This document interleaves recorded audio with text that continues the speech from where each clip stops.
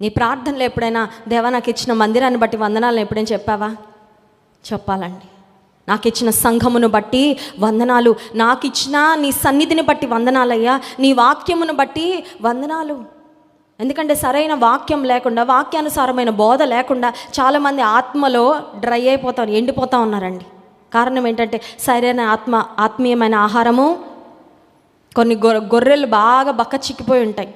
కారణం ఏంటంటే ఆ కాపరి సరైన పచ్చిక బయళ్ళ వద్దకు నడిపించకపోతే, వాటికి సరైన ఆహారం అందకపోతే అవి క్షీణించిపోతూ ఉంటాయి. అని దేవుని సన్నిధిలో మనకు బలమైన వాక్యాహారాన్ని దేవుడు అనుగ్రహిస్తూ ఉండగా, దేవుని వాక్యాన్ని బట్టి నువ్వు దేవుని స్తుతిస్తున్నావా? వాక్యాన్ని సరిగ్గా విభజించే దైవజనులను మాకు ఇచ్చావు ప్రభా, నీకు వందనాలని దేవుని స్తుతిస్తున్నావా? ఇంత చక్కని ఆలయం మాకు ఏర్పాటు చేసావయ్యా, నీ కార్యాలు, అద్భుత కార్యాలు ఎన్నో ఇక్కడ నువ్వు జరిగిస్తున్నావు ప్రభా, నీకు స్తోత్రాలు. అట్టి సంఘంలో నన్ను భాగంగా చేసావు ప్రభా, నీకు వందనాలు.